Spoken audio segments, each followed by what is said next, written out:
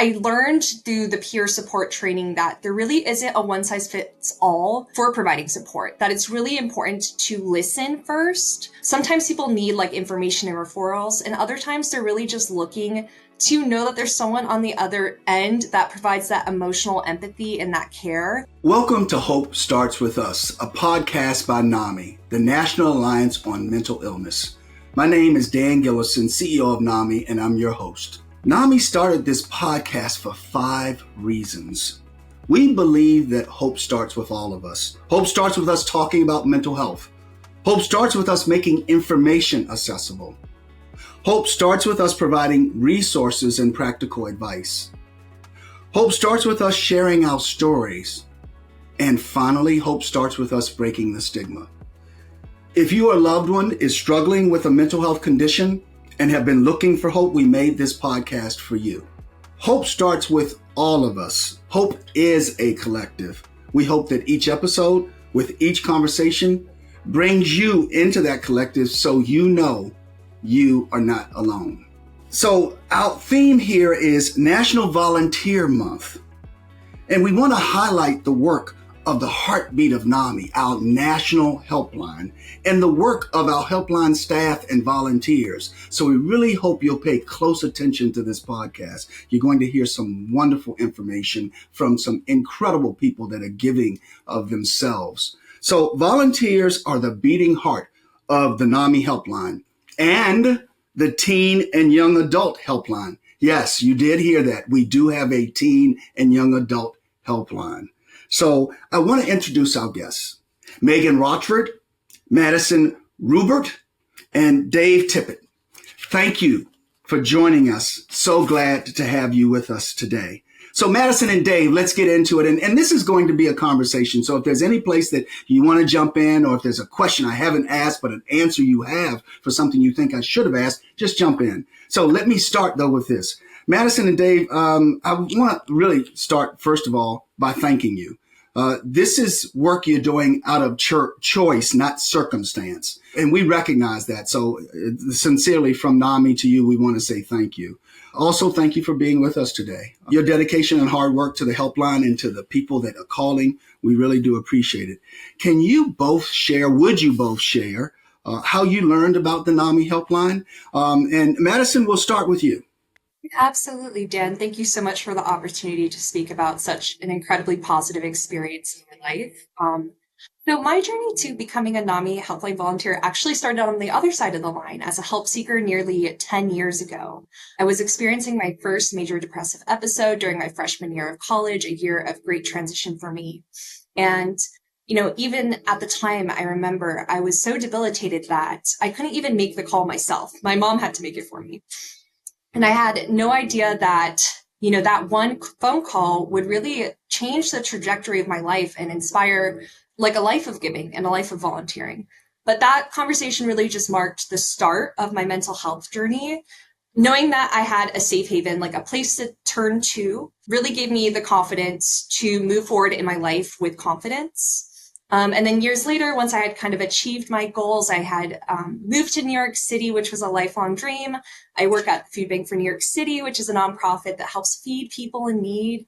I felt like it's a great opportunity to give back to the helpline and the lifeline for so many in our country that really helped get me to where I wanted to be. So that's when I reached out in the summer, I think, of 2023 during my move to New York City. And I couldn't be more grateful that I did. You know what, Madison, thank you for sharing that. And I also want to say thank you to your mom. NAMI was started by moms in 1979, and moms are incredible advocates. And as you mentioned, your freshman year and your mom making the call, I hope your mom listens to this. Thank you, Mom. Thank you, Mom. We really appreciate it. And from your undergraduate days to your days now in New York, kudos to you and thank you. Dave, tell us your story. How did you first learn about NAMI and the helpline?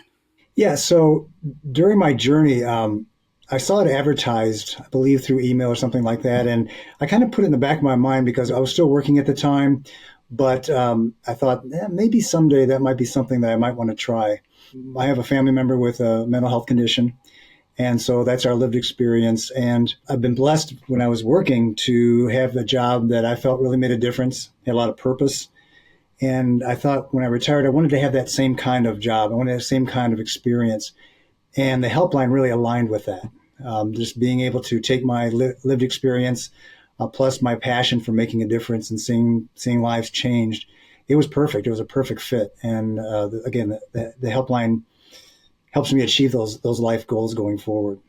And the fact that even simple things of being able to do it from home and having the kind of support that the helpline offers as far as a coach and the helpline captains, it's all wonderful. So that's my story.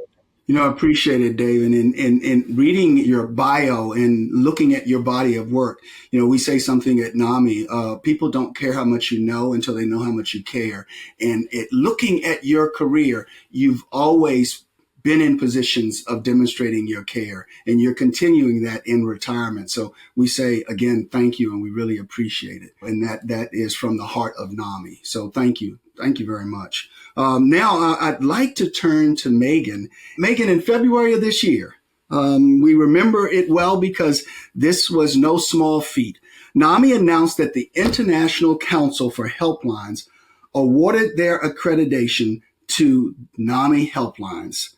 We are absolutely thrilled to have their recognition of the excellence among our helpline staff and volunteers. That vetting process was incredible. I know as one of the people that was interviewed a couple of times, the intent and the process for this was incredible. This accreditation does highlight the team's dedication to providing exceptional support, information, and resources to help seekers. Can you tell us more about the process? Because our audience would have no way of knowing the depths and the width of what this took. Of course, I'd be happy to. So yes, as you mentioned at the beginning of this year, the NAMI Helpline received accreditation from the International Council for HelpLines. That's an accrediting body that's been accrediting helpline organizations and establishing helpline best practice standards for well over 50 years. And there are so many benefits to being accredited.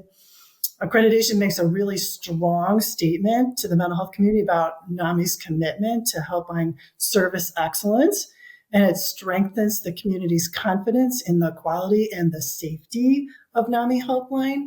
It also ensures that Helpline is always focusing on state-of-the-art performance improvement strategies, right? And it elevates our reputation and our credibility among all of our stakeholders. So accreditation, both a status and a process, right? Perhaps a much bigger process than any of us realized when we started, but so worthwhile, so worth doing. So it began for us with just a really honest look at what our strengths were as a helpline and where we might perhaps enhance things or improve things so that we could meet those 66 plus accreditation standards across 9 different areas. And those ranged from things like governance to leadership to fiscal management to safety. And it involved a process where we really engaged all of our stakeholders, everybody from the larger NAMI organization to our board and our funders and all of the helpline staff and volunteers in the process. We analyzed our findings and then we made an action plan, right? How are we going to get to a place of excellence, and how are we going to demonstrate that we got there, right? So we ended up researching and creating over 345 supporting documents and uploading all of those for our application, which was successful. So for me, it feels kind of like building a house, right? Like first you want to kind of lay that solid foundation, and then you want to make sure that your walls are square and that your roof doesn't leak, and you want to put in all the safety features like smoke detectors and so forth. You want to really take care of all that infrastructure. And then you want to make the house a really warm and welcoming space. Maybe you want to set up a kitchen table where folks can kind of gather and talk. You want to add some soft pillows and some cozy blankets, maybe put an apple pie in the oven. So for Helpline, that accreditation process was also about creating that really comfortable space where it was built on real voices and real experiences. And we were implementing best practices so that help seekers feel seen and they feel heard and they feel cared for. And we also leveraged that accreditation process to make Helpline an even more inviting space for volunteers. So we're all here today celebrating volunteers. They make Helpline possible, and we want for volunteering on Helpline to feel worthwhile and meaningful, and for that experience to be all that volunteers hope for. Volunteers contributed over 32,000 hours of service to Helpline in 2024, and that was possible thanks to over 250 of them, and then another 100 more who were doing internships. They came from 40 different states. And many of those folks come to Helpline because they want to give back, but they also have an interest in working in the mental health space in some way in the future. So we partner with nearly 70 different universities to provide a really rich educational experience for those folks. And so our process, the accreditation process, it really helped us elevate that volunteer experience in, I would say, 3 different ways, right? The first was strong foundational training. That's a best practice for Helpline. So we took that opportunity to broaden our training so that we're really providing that deep dive into the mental health landscape, into mental illnesses, treatment options, and recovery strategies. And we're offering volunteers monthly educational webinars and weekly office hours so that they can practice and refine important communication skills. The second best practice that supported accreditation for us is a strengths-based, supportive, one-on-one coaching from a member of Helpline staff. In 2024, Helpline provided a total of 1,040 coaching sessions to our volunteers. So we invest deeply in their development and making sure that they get everything that they're hoping for from that volunteer experience. And then finally, the accreditation process, it also supported our efforts to be a model peer-led program, one that's really centering that voice of lived experience. Lifting others up, it can be a lot at times. And so we strive to support our volunteers with that too. We offer training on how to best kind of draw from their own life experiences to support others while also protecting their own wellness, right? So we work with them on developing those self-care strategies. We provide monthly wellness opportunities. We call these pop-up wellness events where they can learn more about those best practices for caring for themselves while volunteering. So for us, accreditation, both a status and a process, with a seal of quality and that encouragement to learn and grow as we evolve. That is just an incredible overview, and the metrics that you shared, the quantifiable data in terms of over 70 universities, over 32,000 hours, 66 standards across 9 categories for the process. I was trying to write down all of the numbers and I didn't get all of them, but this is just fantastic. And what you do in terms of supporting the volunteers is incredible. And this process, the accreditation process, was I think it was almost a half year. It was very deep and it was very intentional. And then did you say 345 documents or something like that? That's right. I thought I heard you right, so I wanted to make sure I came back to that. So, and then we have over 250 volunteers across the United States, and that makes up that 32,000 hours. So I'm wanting to repeat this because I want our listeners to really hear the intentionality of our helpline and how our volunteers really have made a difference, and the training that our volunteers get, as well as how we support their well-being. And then last but not least, the accreditation process, because this is an international accreditation and it's extremely, extremely well thought of. So with that said, I want to come back to what you said last, which was about the peer support best practices that the NAMI helpline follows. What is the training like to become a NAMI helpline specialist? So I want to hear from you, Megan, and then also Dave and Madison, your thoughts on the training. So start us off, Megan. What are peer support best practices that the NAMI helpline follows? So we're pretty proud of our training. It's a pretty rigorous and intensive process. Our helpline specialists take over 20 hours of asynchronous training and then another hour of role play training where they really get that one-on-one coaching on those important communication skills that I referred to earlier. We work very closely with specialists on those communication skills, and especially with regard to how one goes about sharing one's lived experience. as we say at NAMI, no one gets it like someone who's been through it, right? And all of our specialists have lived experience of one kind or another, either as someone who lives with a mental health condition themselves or someone who loves someone who does.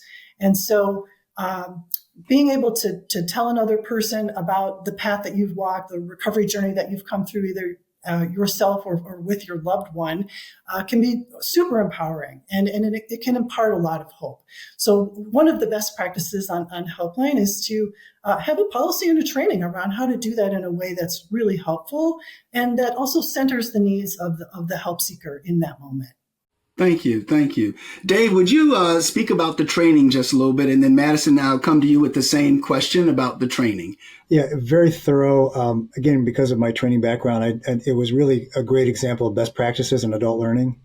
The interactivity, the scenarios, the self-paced with a deadline, and then checking in, to make sure that there's comprehension going forward. I really appreciate it. And the tech training was very helpful too, because obviously there's some tech involved and you need to be on top of that. And then I think finally the onboarding for me was really, really well, because I was assigned a coach pretty quickly and immediately connected with them.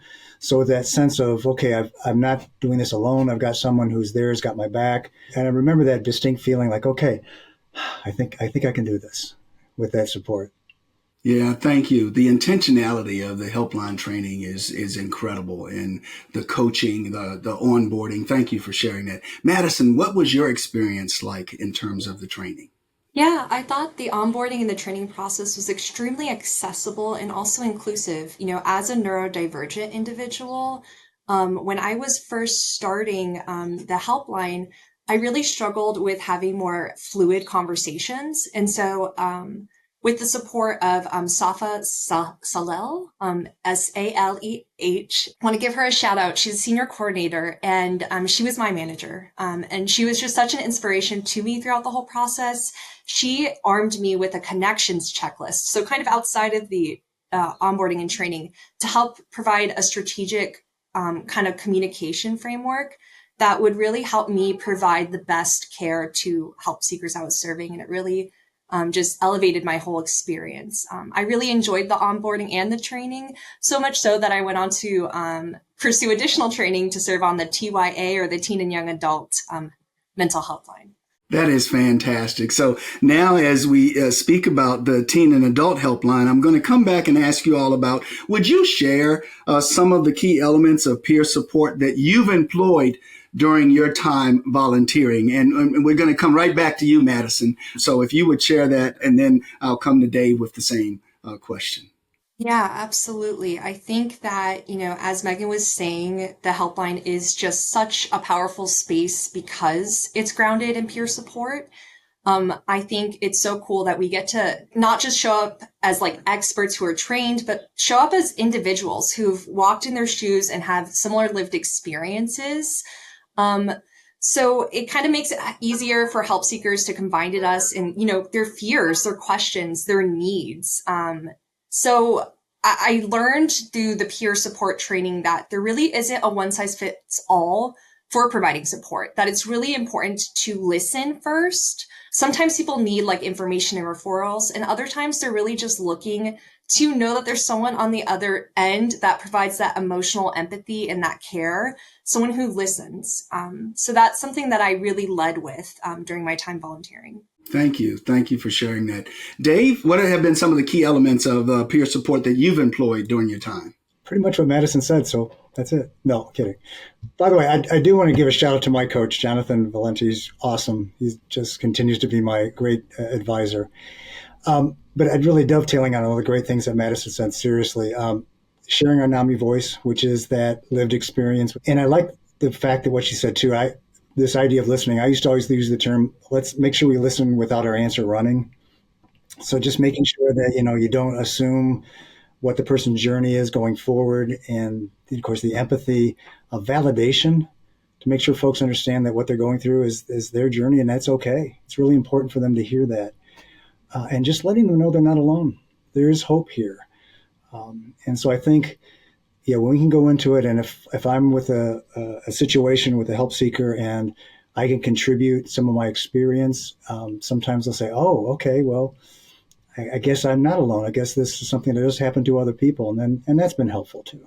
I really appreciate that. And you said something, I want to come back. It's almost a quote.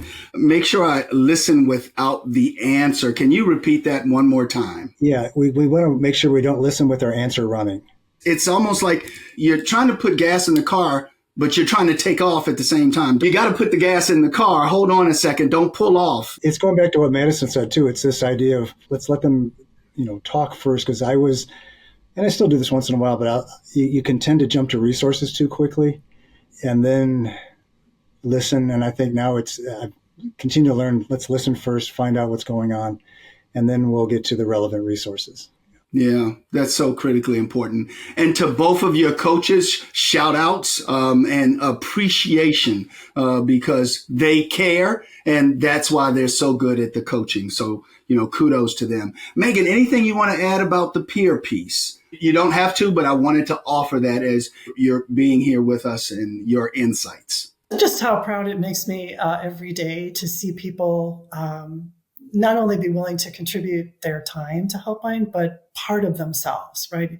It really takes courage to be vulnerable on HelpLine with what you've been through yourselves as an individual or as a family member.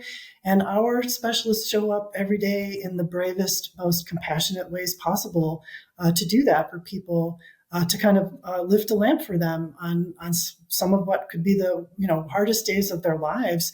And to do that in a deeply personal way. So just so much gratitude for that. Yeah, thank you. And it is that vulnerability. And I know that as I meet people across the United States and listen to their stories, and their stories many times come with just pain and exhaustion and looking for hope. And it's so wonderful to be able to point them to the helpline and to our resources and to people that care. And to the point that Madison and Dave have talked about in terms of listening, as a society, we're a cosmetic society. We judge a book by its cover. So what you all do is you get into the table of contents and the chapters just by listening and letting people know they're not alone and that nothing about us without us. And it's so incredible when someone knows they're not alone and wait a minute, I'm not navigating this by myself. There's someone else here. So again, it is wonderful. Can you all share, would you share, I always say can, but would you share one lesson, story, or a situation that really impacted you and that has stuck with you since joining the NAMI HelpLine? Dave, we'll start with you. Yeah, this was a challenge to think this through. I just was thinking about all the different lessons and impactful stories. But I will say this, this was a while ago, but there was a couple that connected on the phone with me, and they got on together. And I think it was a middle-aged couple, and they were just dealing with an adult child who had a variety of mental health challenges at the time. And they described, I'm going to use their words, they explained the chaos and the exhaustion that this journey was causing them. And so by listening first, making sure I was using empathy and listening and being able to share some of my experiences and stories and let them know that the challenges that they were experiencing as a family is, a fairly normal journey for many families in that situation. And I think that struck a chord with them. They weren't alone in that. And then I was able to really share some great relevant resources. One of the ones that I love to do is share our powerful affiliates. Being able to say, hey, there are support groups near you, very close to you many times. And not only face-to-face, but somewhere online. And I love to be able to share that with folks as well. But again, I think reminding them that they're not alone, that there's hope. And I just remember you could almost feel the weight lifting from them. And they were very thankful. And it just reminded them, so again, we're here for you. Gave them the hours. And I still remember that call. Thank you very much, Dave. Madison, would you share an event or a call or an interaction that you had? Yeah, absolutely. I've had the incredible experience of connecting with so many insanely resilient people. It really helped inspire me. Sometimes I feel like the people on the other side of the line really taught me just as much, if not more, than I could ever offer them, despite, the incredible, amazing training that we receive. I spoke with people from all walks of life. I was going back and looking at some of my notes. There were individuals who are incarcerated, just wanting to talk to somebody for a brief moment, older adults with physical disabilities, grieving deep losses or who are no longer in touch with their family members, veterans experiencing PTSD pulled off on the side of the road. There was also an LGBTQI plus individual who was really seeking to come to terms with their identity and called the helpline to receive that and help them really take that next step. So I think that, the helpline isn't just about giving, it's about growing.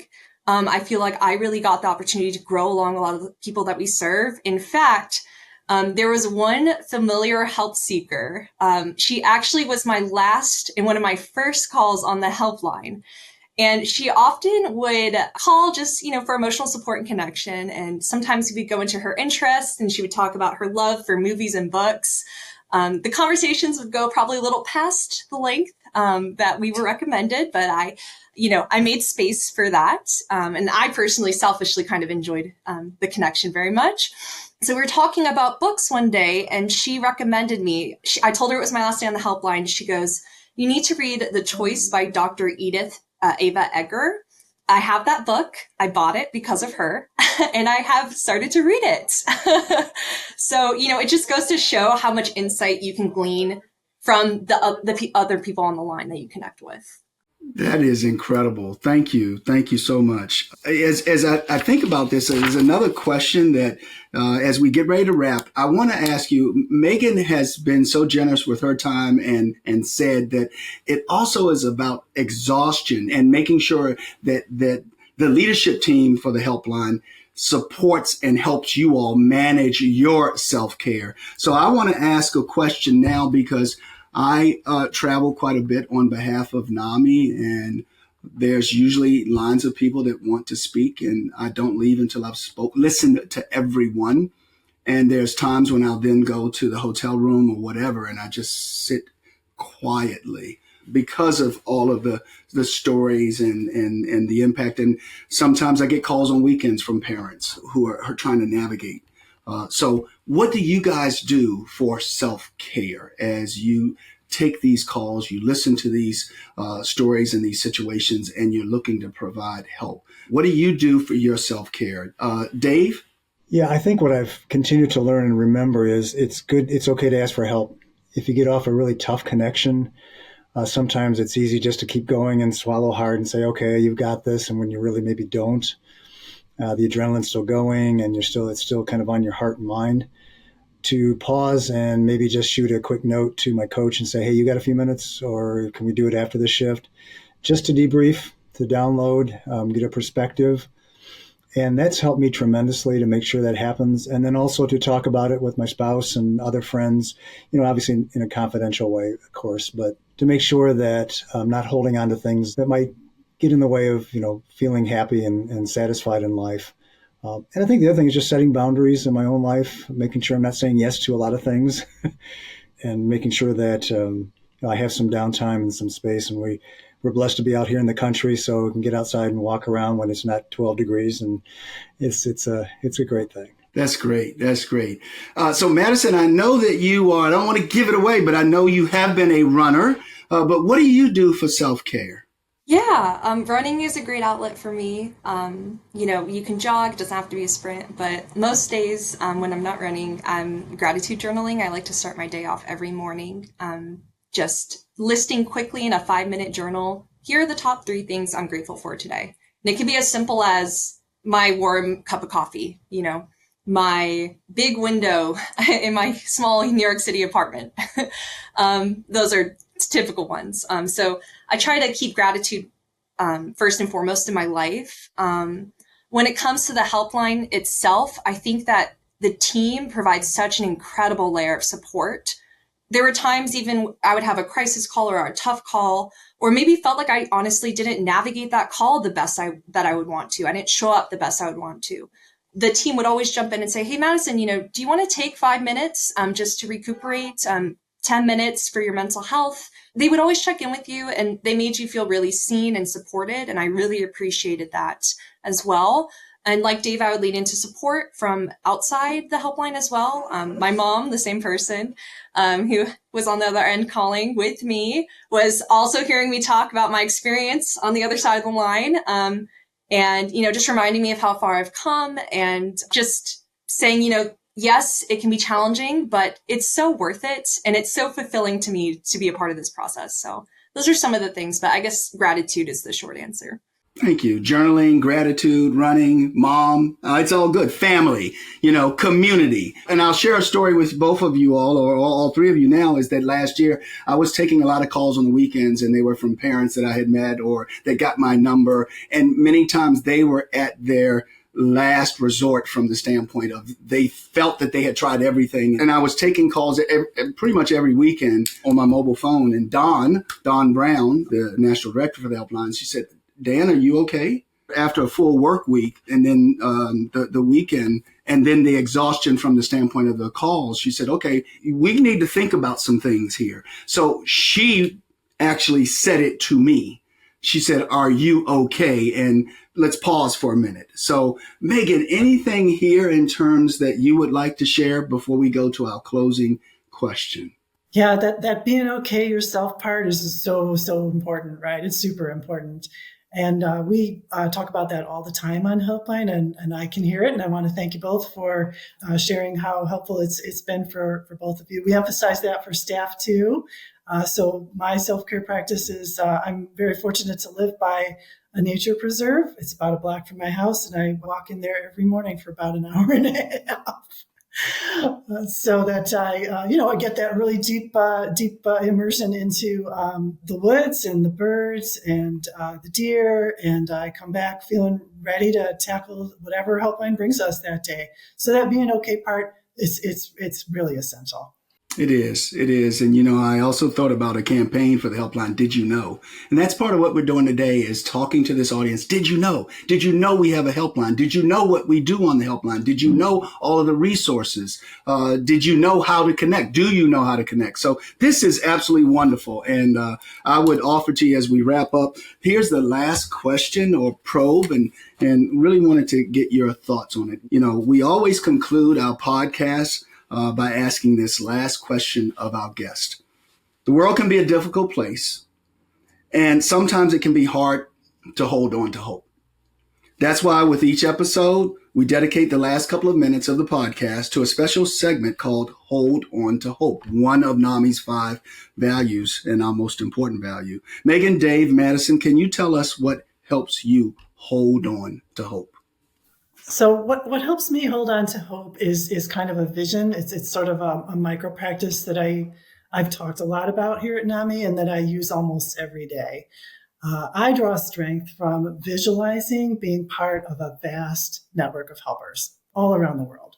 So when I need to fill up on hope, I just call to mind that network of helpers. I think about other helplines and other hotlines. I think about counseling offices and hospitals and doctor offices. I think about schools and universities, about fire engines and ambulances and group homes and shelters and places of worship. I think about libraries. I think about barbershops. I think about all of these folks who are all part of this vast healing network of everyone, everywhere on the globe. And I keep going. That is wonderful. So, Madison, how do you hold on to hope? I think that unfortunately pain and suffering and struggle is a part of life, but it can be exacerbated when, especially if you're experiencing, chronic physical condition or a mental health condition. When I started getting into my running journey, which was kind of coincided with my mental health healing journey, I started following this really famous long distance runner named Courtney, and she dubbed this term called the pain cave. And basically, it's this sensation that happens that after you've been running for a certain amount of time, long stretches, like 13 miles, lactic acid builds up in your legs and it makes it almost impossible to keep going. But you keep taking that next step. Your mind can physically, you can keep going. You can. And I deeply believe that. And I apply that principle and that understanding to the hardest moments of my own life. Yeah. And also what Megan said, we're all in this together. There are people now being on both sides of the line. I see how much people care. And that on the other side of the line, like the people who are actually making this possible, they're not here, to cash in a paycheck and leave. People are here, like Dave, like who is giving back, like outside of his work, like, like me, we're here. We don't have to be here. And knowing that so many people care is such a great reminder as well. Thank you. That's so well put. And as you mentioned, that 14th mile and that lactic acid building up, and then all the way to hope, and it's hope about all of us being in this. It's so well put. Dave, close us out with what helps you hold on to hope. Yeah, I think it's a lot of what Megan and Madison said so well. It's, first of all, recognizing and seeing the people who have continued to have maybe a journey, but they're brave and they're in there and they're hanging in there and they're contributing and they're willing to be vulnerable and do the work that needs to be done. And I've always felt this too, that I've experienced hope in my own faith, but also I've realized it's a real thing, because sometimes it can feel buried or this visceral, this kind of thing that's out there, but it is stronger than darkness. It's stronger than circumstance. It's stronger than turmoil. And for me, remembering that it's a real thing, because I've experienced it in my own life. I've seen it in others' lives as well. It's something that we can count on all the time. That is wonderful, and I would offer to all three of you that hope is about all of us and about the work we do, and it's the collective of us caring and giving of ourselves to help others, and it's just wonderful to be a part of it. And I look at this work as a father and as a son and as an uncle, and so to see what you will do and how you instill hope in your work is so gratifying. So I want to say thank you sincerely. And as we wrap this up, I want to say to Megan, to Madison and Dave, thank you for being with us. Thank you for your work and your volunteerism with us. It is so much appreciated. This has been Hope Starts With Us, a podcast by NAMI, the National Alliance on Mental Illness. If you are looking for mental health resources, you are not alone. To connect with the NAMI HelpLine and find local resources, visit nami.org/help. Text HelpLine to 62640 or dial 800-950-NAMI, or if you like numbers, 6264. Or if you are experiencing an immediate suicide, substance use, or mental health crisis, please call or text 988 to speak with a trained support specialist, or visit 988lifeline.org. I'm Dan Gillison, your host. Thank you for being with us today, and be well.